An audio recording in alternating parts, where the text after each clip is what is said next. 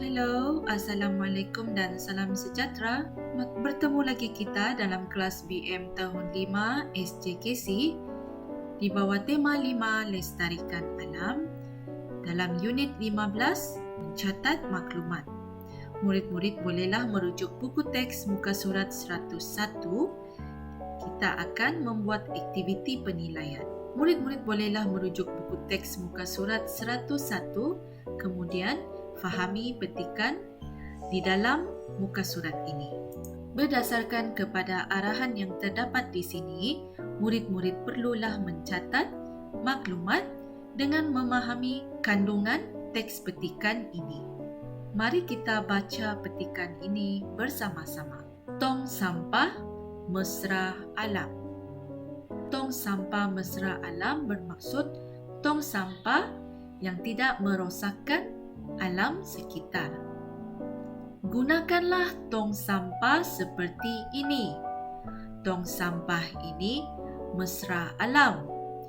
Tong sampah ini dapat mengompos sisa makanan tanpa menggunakan bahan kimia. Kompos yang dihasilkan ini berkualiti tinggi dan amat baik untuk tumbuh-tumbuhan. Baiklah, sekarang kita lihat maksud perenggan ini. Seperti yang kita ketahui, tong sampah sebenarnya digunakan untuk membuang sampah sarap ataupun sisa makanan. Tetapi tong sampah ini unik kerana ia mesra alam. Tong sampah jenis ini digunakan untuk mengompos sisa makanan. Maksudnya, sisa-sisa makanan yang dibuang ke dalam tong sampah ini akan dijadikan baja yang dapat menyuburkan tumbuh-tumbuhan ataupun pokok ini. Jadi, tong sampah ini lebih mesra alam kerana tidak menggunakan bahan kimia. Baja ini tidak mengandungi kimia kerana ia merupakan sisa makanan. Tong sampah ini juga tidak mengeluarkan bau busuk. Oleh sebab itu, pencemaran bau dapat dielakkan. Sekiranya kita menggunakan tong sampah jenis mesra alam ini, ia tidak akan mengeluarkan, oleh itu persekitaran di kawasan rumah juga tidak akan berbau. Selain itu, haiwan perosak seperti lalat dan lipas tidak menghurung tong sampah ini.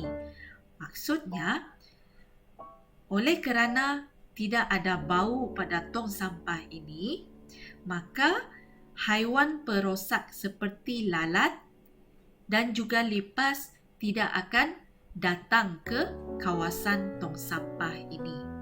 Jadi, kebersihan alam akan terpelihara. Oleh kerana tiada bau, tidak ada haiwan perosak, maka kawasan itu pun lebih bersih.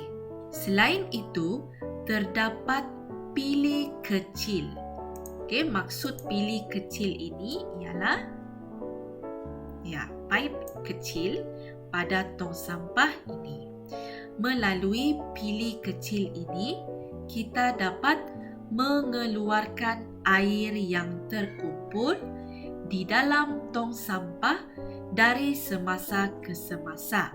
Sisa-sisa makanan yang dibuang ke dalam ini kadang-kadang mengandungi cecair. Oleh itu, pili ini digunakan untuk mengeluarkan cecair itu. Air ini dapat dijadikan baja yang menyuburkan tumbuh-tumbuhan. Jadi air dari sisa makanan ini akan digunakan sebagai baja. Air ini akan digunakan sebagai baja kepada tumbuh-tumbuhan. Baiklah, untuk memastikan murid-murid faham akan maksud baja kompos ini, mari kita lihat video ini. Berdasarkan kepada video ini, Wanita ini ingin menghasilkan tong sampah mesra alam. Okey, kita dapat melihat pili air yang terdapat di bahagian bawah tong sampah ini. Okey, untuk langkah yang pertama, wanita ini akan memasukkan sisa-sisa makanan ke dalam tong sampah.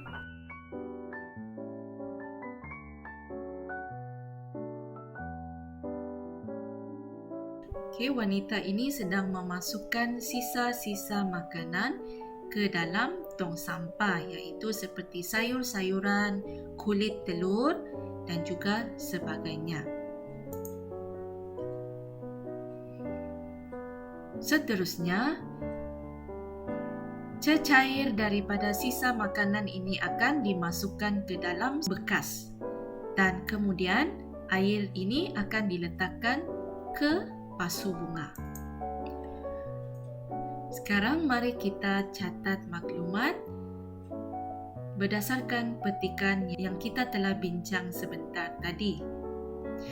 Baik, sebelum kamu mencatat, kamu bolehlah mengenal pasti dengan menggariskan idea ataupun maklumat tentang kebaikan tersebut. Okay, kita lihat satu demi satu. Gunakanlah tong sampah seperti ini. Tong sampah ini mesra alam. Tong sampah ini dapat mengompos sisa makanan tanpa menggunakan bahan kimia. Okey, jadi kebaikan yang pertama ialah dapat mengompos sisa makanan. Okey, mengompos sisa makanan ini bermaksud proses ini bersifat organik kerana tidak menggunakan bahan kimia.